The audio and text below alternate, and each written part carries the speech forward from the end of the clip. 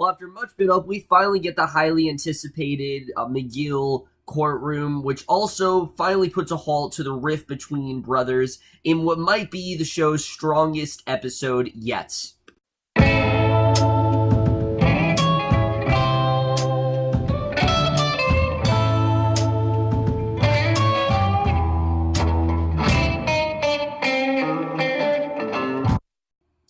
Hey guys, remember Better Call Saul, Season 3, Episode 5, Chicanery, and I was definitely really looking forward to this episode, especially after the way the last episode wrapped up. I really did seem like we were going into the trial in this episode, and for the most part, that is what we essentially got here. This was, in fact, the big trial, against Jimmy, and trying to see what leverage Jimmy and Kim could use against Chuck, but this episode not only was about that, it mainly focused on the rift between Jimmy and Chuck, why they have this tension between each other, kind of reminding us how this all kind of started, why Chuck has such an intense hatred for Jimmy. All of that was explored perfectly, and this episode, like I said in the intro, it might just be the best episode of the show. I mean, one of the most compelling arcs throughout the entire show has been this thing between Jimmy and Chuck. Ever since we had that scene in the end of Season 1 when Chuck tells Jimmy, "You're not a real lawyer," we can always tell that Chuck is very jealous of Jimmy, and he really wishes that he could be Jimmy. And just like the last episode focused mainly on just Gus and Mike, this episode focuses only on the trial. In fact, Mike's not even in this episode, neither is Gus, neither is Nacho. It focused only on the trial, but it made the most sense to do that, and I don't think this episode would have been nearly as good if it didn't focus on the trial, and that's really why this episode was as good as it really was. And again, it really did play into the rift between brothers better than any episode we've seen prior, which I love the way this episode really does start off, because we're given a reminder that these two haven't always hated each other. In fact, there was a time when they actually were pretty close. We start in 2001, and Jimmy's dropping by Chuck's house. He's having workers remove all electronics, because at this point, as we know, Chuck is deathly afraid, and he basically, he's still married to Rebecca at this point, we see. This is when Chuck and Jimmy didn't hate each other. However, she didn't know about Chuck's condition, so he has to pretend that he's actually living under candlelight because of a power outage due to his neighbor failing to pay the bills. And I will say he did a pretty good job of doing that, and he's trying to reconcile with Rebecca. And we already know the whole story, that Rebecca kind of prefers Jimmy, and that Chuck, she just doesn't find as funny, and yes, him and Rebecca did have a relationship, but she always kind of preferred Jimmy. So this is kind of his way of mending fences with her, and it doesn't exactly go the way. We'll talk about that in a second, but basically, the dinner is initially a success. It seems like things are actually going well. They're actually having a really nice conversation. Basically everything's kind of going smoothly. They're kind of just talking, and it seems like maybe he will actually be able to fix all this. I was really pulling for Chuck. I was like, all right, maybe this will actually go really well. They're reminiscing about times they've had together. It's just a really nice scene. I really did like the, reminder of the chemistry between Rebecca and Chuck. And again, this is something the show has done so well. Rebecca's not even a main character, but we know so much about her, and the show has done such a good job of developing this relationship, even though we've seen it for only 2 scenes. But because of us knowing the history between Chuck and Rebecca, and them setting this up so well, it makes this scene so much more interesting than it could have been. And we see things basically are going great until Rebecca receives a phone call from her cell phone from her conductor, and this makes Chuck very anxious. As we know, Chuck, again, he's very sensitive to electricity and things like that, and he literally snatches the phone, throws it to the floor, and she's angered. She decides to call a cab, obviously. He gives her this bullshit excuse that, it's rude to answer a phone or whatever, and, that it's bad manners to take calls in the middle of a date, and she says she understands, but obviously, she's gonna leave because she was obviously kind of pissed. And Jimmy accosts his brother for not telling Rebecca. Why wouldn't he do that? This is obviously something that's very important. Why didn't he tell her about his condition? And threatens to tell her instead. Look, and I thought that made a lot of sense. Look, if you're not going to tell her, I'll just tell her for you, because she's going to find out in some way. And it's genuinely hard not to feel bad for Chuck in this moment. You can tell that Chuck, Jimmy wants to tell her about his, what's going on, to salvage the evening and make sure that Rebecca does stay. But you can tell that Chuck, he's just kind of embarrassed about it. Like, he doesn't want to admit that he has it, but he does in fact have it. It's something that he is in fact living with, and that's really what makes this scene that much more powerful. I really do love the way it started. I thought this was incredibly well done. And again, this is, you start out the episode, you don't really know why this connects here. But the way this really does connect to the main plot, it really does connect unceremoniously, and I really do think they set this up perfectly and really showing, one, how protective Jimmy really was of Chuck, how much he cared about him, how much he wanted Chuck to have a good life, but two, also showing how deathly afraid and also kind of embarrassed Chuck is about this condition, which is a big theme of this entire episode. So back in the present, we see Jimmy. He goes to visit Caldera on the pretense of checking on this goldfish, asking if he knows someone with a light touch who is willing to do a job. And the whole episode, we know that Jimmy and Kim are planning something against Chuck. We don't know what it is, but it's some sort of leverage that they have that will go in their favor and will actually make Chuck be the one who's guilty. And we don't know what that's all about, but basically Caldera replies that he does, as long as he does not have to fit in a tight space. He does in fact have a light touch. So you can already tell that Jimmy's doing something to fuck with Chuck. You don't really know what he's doing at this point, but meanwhile, after a successful hearing before the New Mexico Banking Board, Kim informs Paige and Kevin of Chuck's allegations that Jimmy actually doctored the Mesa Verde files. You can see Paige and Kevin, they're actually very happy with Kim's progress and everything that she's done.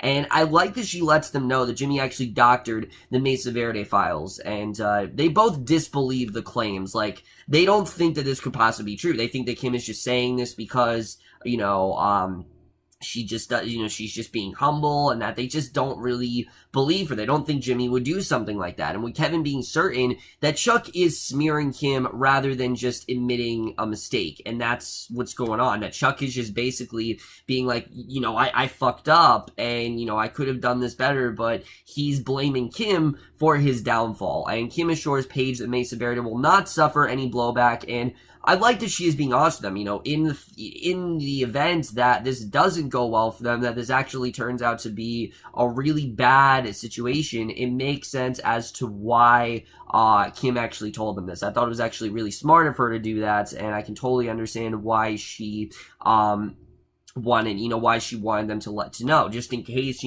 should something happen in this trial that could possibly go against her and could somehow expose, what Jimmy did. I like that she's just kind of clearing the air there. So I thought that definitely made a lot of sense as to why she did that, and I really did like that scene. So Chuck and Hamlin then visit the courtroom where Jimmy's hearing before the New Mexico Bar Association will be held, and they have no worry whatsoever. I mean, Hamlin feels this is going to go completely in Chuck's favor, that Chuck has all the facts, and that's one of the big things of this episode, is that Chuck is so adamant on making sure that his brother is guilty and making sure that his brother is put behind bars and that he is, held accountable for this. And Hamlin feels like they really have nothing to fear. Basically, Hamlin's reluctant to tell Chuck to testify during the hearing. He doesn't even think he should, telling that they can present a solid enough case based on testimony of himself and Chuck's private investigator, Dave. And he also reminds Chuck that by testifying, he's putting the reputation of Hamlin, and McGill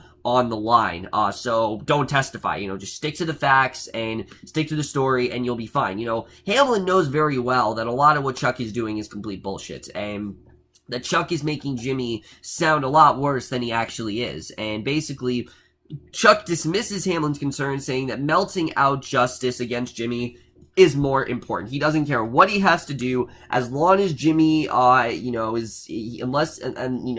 as he does put Jimmy to justice, that's all that really does matter to him. In order for that to happen, the tape must be played, and he must testify. That's what needs to happen. They have to play the tape. Chuck has to talk about why he made the tape. There's no way that this can actually go well for them and actually go in their favor unless Chuck does testify. I thought all the setup was so solid. You got Jimmy and Kim, who clearly have some sort of leverage against Chuck. We don't know what that's about. And the fact that, again, Chuck is so adamant about making sure that Jimmy is in fact guilty. I think all this was just so solid and really does set up what is a very intense episode.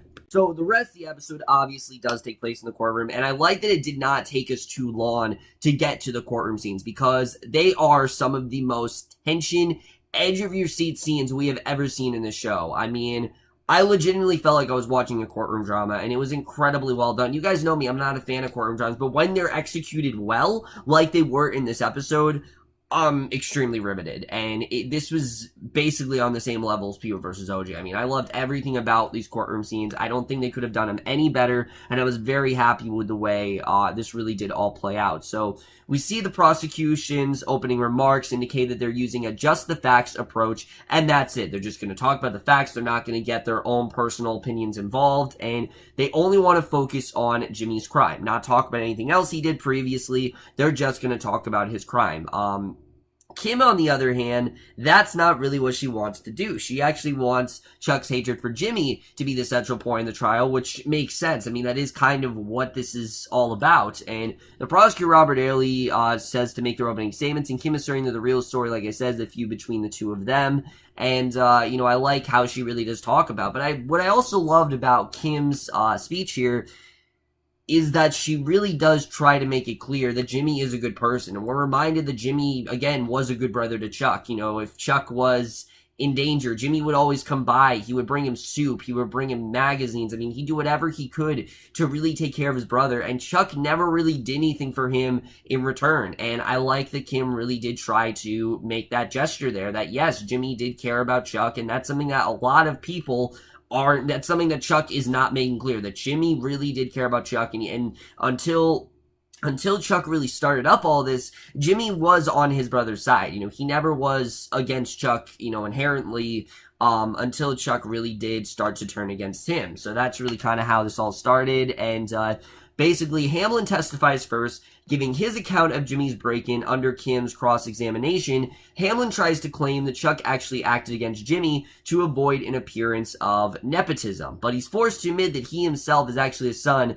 of HHM's founding partner. If you don't know what nepotism is, essentially it's the idea that you hire someone just because they are a familiar relative to you and not actually because of their performance. You just do it because you know them and they're a relative, and that's kind of what nepotism is. However, Hamlin's kind of already committed that because his father is the other H, you know, at HHM. He's the other Hamlin, and I did like the way that was set up here. So basically, I really did like that, you know, Kim was really, she was really going hard here and really trying to get him to admit what was going on there, and she presses him regarding the role that Chuck played in keeping Jimmy from being hired at HHM. You know, this is something that, obviously Chuck was hired, and she tries to get Chuck's mental state introduced into the trial, but the prosecution successfully stops her first attempt. You know, throughout the entire episode, they say, oh, his mental illness is not the problem here, we're ruling it out, you know, it has nothing to do with this trial, but it very much does, and you can already kind of tell what's going on here, this idea that there's more to the mental illness, and that is a big part of this trial, and yes, it is. I mean, Chuck, we've seen throughout the show, has really used this in a way where he'll make people sympathize with him, or it'll turn out a lot worse. And we know that no doctor has diagnosed him with this. We've known that throughout the show, no one has really told him that you are extremely sensitive to this stuff. He's just kind of said it. So those are a lot of red flags that, again, just make Chuck seem way more shady than he really should. And that's kind of what Jimmy and Kim are kind of trying to lead towards, that Chuck in general is not nearly as innocent and as helpless in this scenario as he really does seem. So we then see Jimmy, he's told by Francesca that someone's flight is delayed, and I love the anticipation of not knowing who this is. Like, who could this possibly be? Mike, perhaps? I mean, there's so many options of who this could actually be. Who could Jimmy have possibly gotten to this trial, you know, to use in his favor and use against Chuck? And this caused him and Kim to use a legal maneuver to stall for time. And while this goes down, we see Chuck, he's at his home, and he's trying to practice his testimony. And this is kind of when we start to see that a lot of what Chuck is saying is a load of shit, because he can't even get the words out properly. Him trying to say that, yes, I do love my brother, and yes, I do care about him, and yes, he is flawed, and he has problems. I mean, these are things that are true, but a lot of what Chuck is saying isn't true. I don't think he genuinely does love Jimmy. I don't think he genuinely does care about him as much as he lets on, and a lot of it we start to see throughout the show is kind of a load of shit. And Again, we'll get into that a little bit later.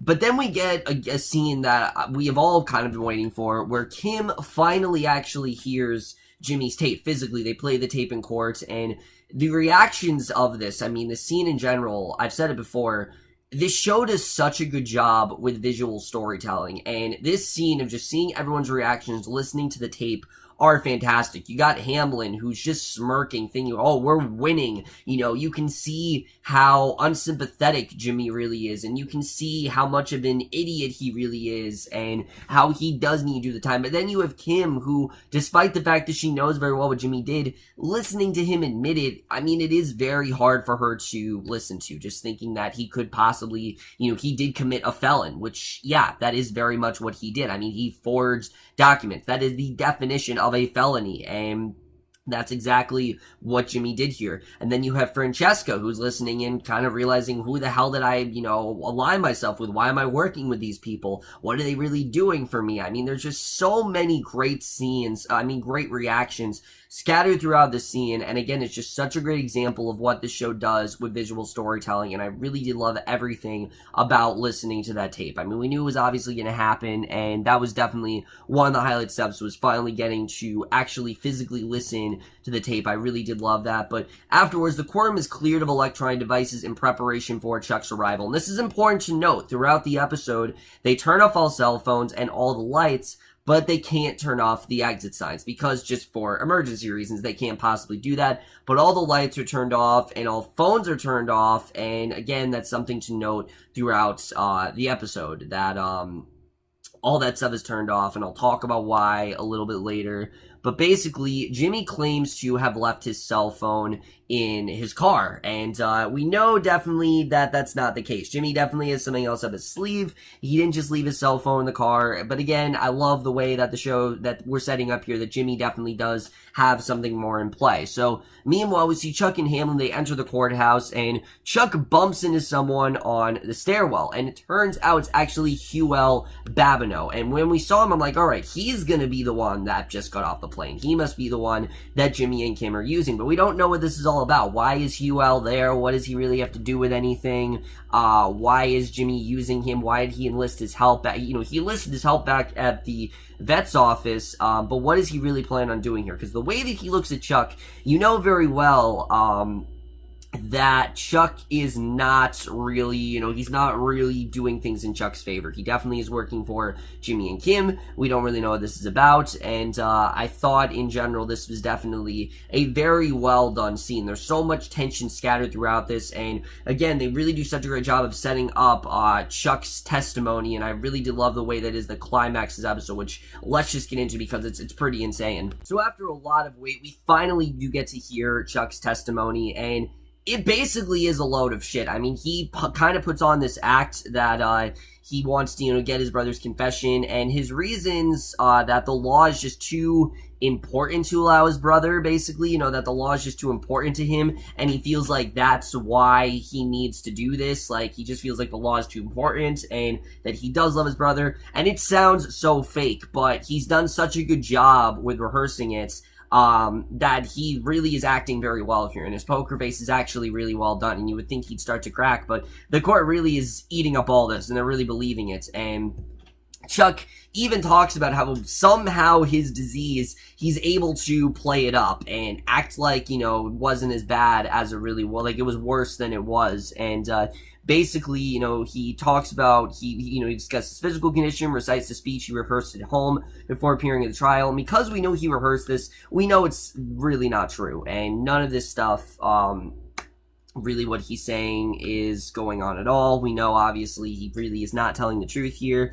And he also denies hating Jimmy, claiming that he doesn't want Jimmy to toy with the rule of law. And basically, it seems like the court is pretty much on his side. They feel like, all right, this is just a sympathetic man who really does feel like he needs to help out his brother, who is insane. And that's exactly kind of the thing that Chuck is doing here. He's putting on an act, and Jimmy knows very well that that's what he's doing. And once we got that, then I'm like, all right, now I know what Jimmy and Kim are trying to do. They're trying to make it seem that Chuck is acting, because he is. I mean, what Chuck is doing is kind of illegal. He's making it seem like he's doing all these things that aren't true. We know very well that Chuck is not doing this because he believes in the law. He's doing it because he's very jealous of his brother, and he will do anything he can to make sure that Jimmy is brought to justice, even if it is unjust in that way. So I think definitely, again, Michael McKean did such a good job of letting us see through him. Like, you can see throughout this whole scene, Chuck is, kind of buying into what he's saying. He knows, obviously, it's not true, but he is lying through his teeth here, and I really do love the way this was done.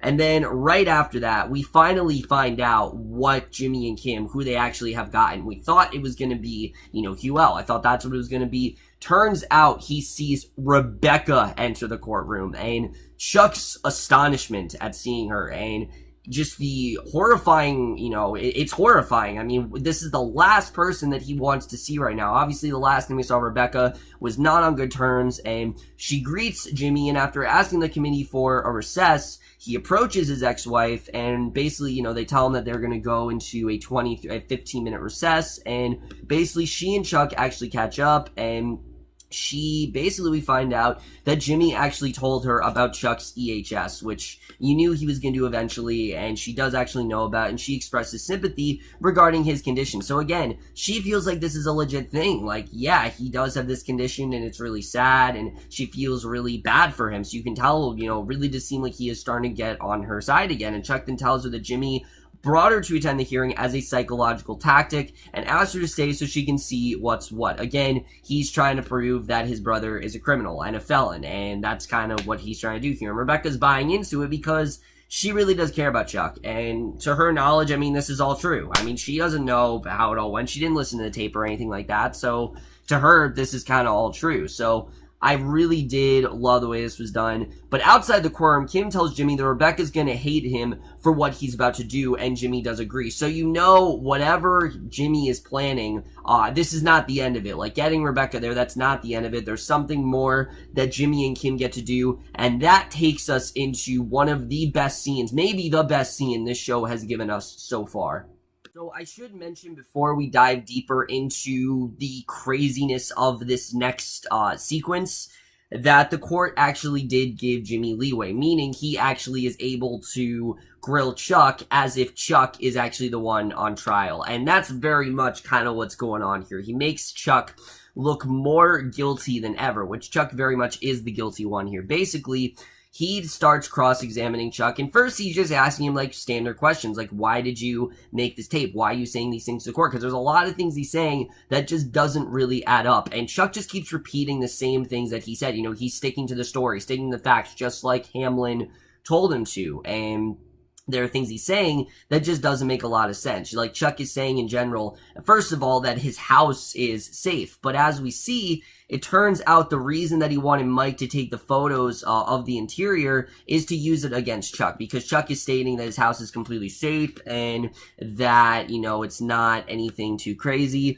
but he shows that that's not the case, that he has, the lantern on the table. So we find out now, we know what the whole bingo was about, that was the way of kind of exposing Chuck, and basically he shows the interior of his house to question about his state of mind at the time he taped Jimmy's confession, and Jimmy further confronts Chuck about how close he is to be an electrical object to be affected by his EHS, and he asks Chuck to identify the closest source, and basically, there were a lot of things going on here. Chuck eventually does actually make the connection to Rebecca. He does, in fact, make the connection that the last time he saw Rebecca was his condition and things like that, and how he tried to cover it up, and he talks about how covering his walls with space blankets would play into his biggest fears and get him to say anything. And you could tell throughout the scene, Chuck is slowly starting to crack. He's trying to stick to that story, but you can tell that Chuck knows that he just can't go that much further anymore. And he wants to, he wants to keep going. He wants to keep playing into this story, but he knows very well that he's starting to, there's only so much he can do. And, again, it's a lie. It's not actually true. What Jimmy's saying here is completely true, and he's trying to get him to admit the truth. And we've known before that, Jimmy, again, he did this all for the comfort of his own brother. Like, he does genuinely care about Chuck, but he knows very well that what Chuck did is wrong, and he's willing to see the right person acquitted, which should, in fact, be Chuck. So he continues to stall by pressing over the nature of his condition, and, you know, the court's telling him that he's stalling and everything, and he talks about the nature of his condition and how important it is, and basically, you know, how sensitive he is and how serious of a condition it really is, like how, you know, what he feels in his throat and things like that. And then we get to the incredible reveal where he asks Chuck to identify the closest source of electricity, and basically he reveals that he had his cell phone in his pocket, and Chuck basically talks about how he can't feel the exit signs because something about the current or whatever. It doesn't make any sense. It seems like Chuck just kind of said that again because he's trying to sound like, oh, I'm innocent, everything. He's still playing that victim card.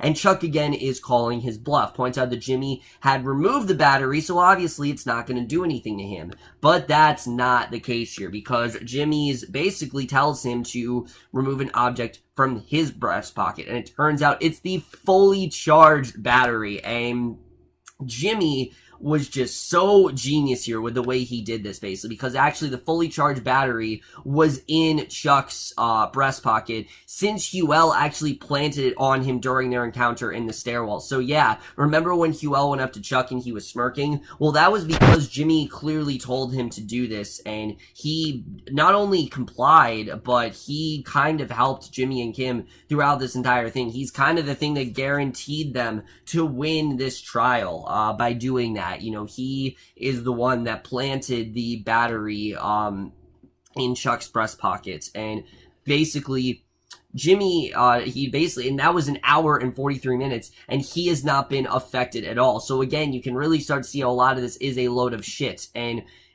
we see Allie argues that Chuck's mental illness is a non-issue, comparing him to a schizophrenic, and that it simply is just, you know, that he's crazy. And he tries to deflect by saying his mental illness, it's just, you know, but he finally, after all of this, Chuck starts to go off, and he snaps, and he delivers a rant that basically makes it clear that he does resent Jimmy, and he's desperate to get him disbarred. And he starts just randomly listing all of Jimmy's various fertilities that he's done throughout, you know, his life, where all the way back from when he stole from his parents when he was 9, which we know obviously why he did that, and or defecating through a sunroof, or orchestrating the billboard stunt, or falsifying the Mesa Verde files, and then bribing the coffee shop clerk to lie about it. And he expressed his frustration over the fact that he should have stopped Jimmy when he had the chance a long time ago, instead of taking him into his own firm. And he desperately urged the panel to put an end to Jimmy's legal career. But unfortunately, he does stop in mid-sentence because he realizes that he's just said too much. Unfortunately, though, it is too late. I mean, Chuck's basically now confessed to everything he's done, and it's enough for Jimmy to, you know, it's enough for the court. They now know who the true crime really is here, who the true victim is, and who the true criminal really is. And basically, he regains composure and breaks out into the room, asks Jimmy if he has any more questions, and you can just see everyone's reaction, how disappointed they are. Hamlin knows he's defeated. Rebecca could not be more disappointed in Chuck. Jimmy and Kim are feeling so victorious, and finally, realizing that he is outnumbered, Jimmy answers no. He's gotten everything he's wanted out of him, having gotten the reaction he's wanted all along. He's wanted this for such a long time, and in a brilliant connection, we see at the end of the episode that Chuck can suddenly feel the electricity flowing through the sign, despite the fact that he said he couldn't. He finally feels it flowing through the sign, and that is how this masterpiece of an episode comes to an end. But let's just get into this episode and where this is going to take us into the show, because holy shit. So, wow. I mean, this episode is insane, and it really is the turning point for the show. I mean, I really do feel like things are going to change now. You know, after so many years, Jimmy has finally gotten that long-awaited confession out of Chuck. And Chuck just confessed to a lot of things that he probably would have never said out loud. But because of how under pressure he was, and because of how much he knew that he was lying, and I think Chuck knew in general that he was kind of a victim, you know, he was kind of, you know, a criminal for what he did, and that he should in fact be vindicated for what he did. He finally confessed to basically everything. Not only that he resents Jimmy, not only that he did all of this because he just wants to see Jimmy fail, despite the fact that, you know, not only the fact that he wants nothing to do with his brother and he resents him and he's jealous of him, but also the fact that his illness is basically fake, and he's kind of just said it to make people feel bad for him, because it clearly has no effect on him whatsoever. So the illness that he has, maybe it is there, maybe there definitely is something there, but it is not as bad as he lets on, and what he said is a load of horseshit, and he knows very well that it is horseshit.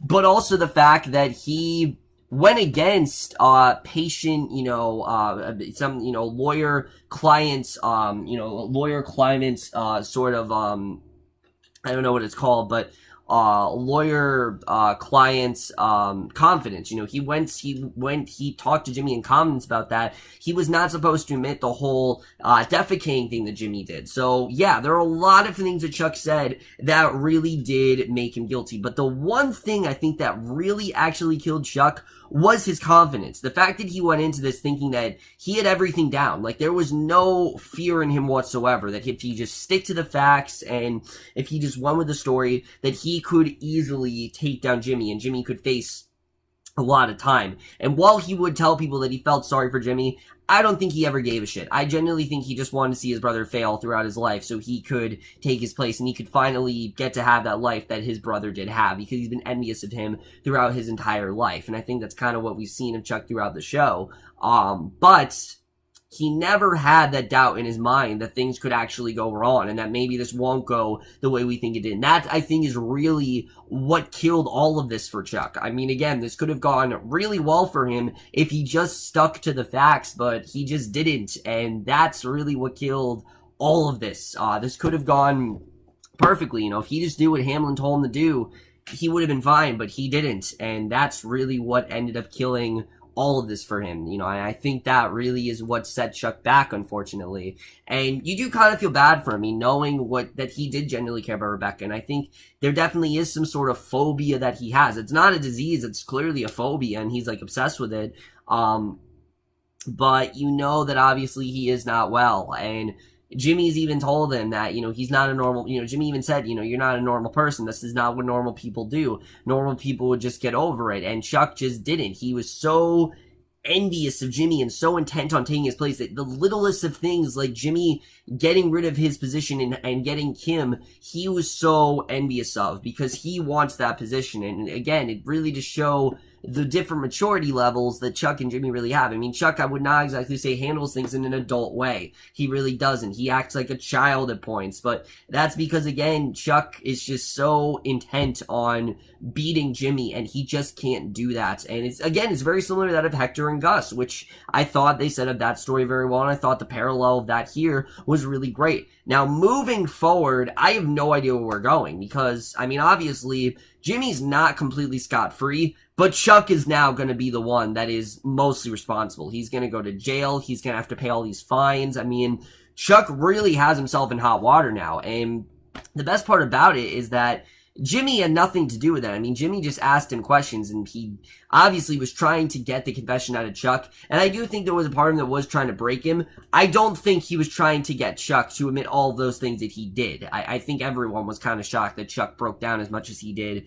But that's kind of what Jimmy's wanted since the beginning. And I do think that the dynamic between all of that is definitely going to change here. Where that's actually going to go, I don't know.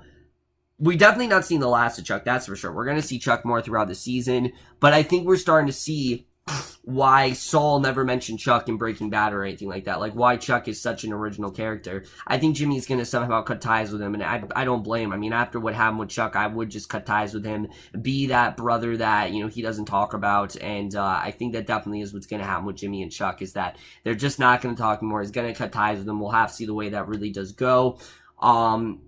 And then Jimmy and Kim, I mean, they've got to be in a better position now. I do still feel we're getting to the end of that relationship, but I think they're going to be stronger than ever because things actually worked very well in their favor. But I do think Kim's going to hold a little bit of resentment for Jimmy because of what he did. Obviously, she is a little bit disappointed for what he did for her, and she knows that a lot of Mesa Verde was not her own success. It was through the work of Jimmy, and we know how much Kim really wanted Mesa Verde, and the fact that it wasn't because of her that she got the job, I do think she's going to take that personally. I mean, I think anyone would if you've worked as hard as Kim did, definitely. I think definitely that is definitely going to change, or we're going to see Rebecca again. I don't really know.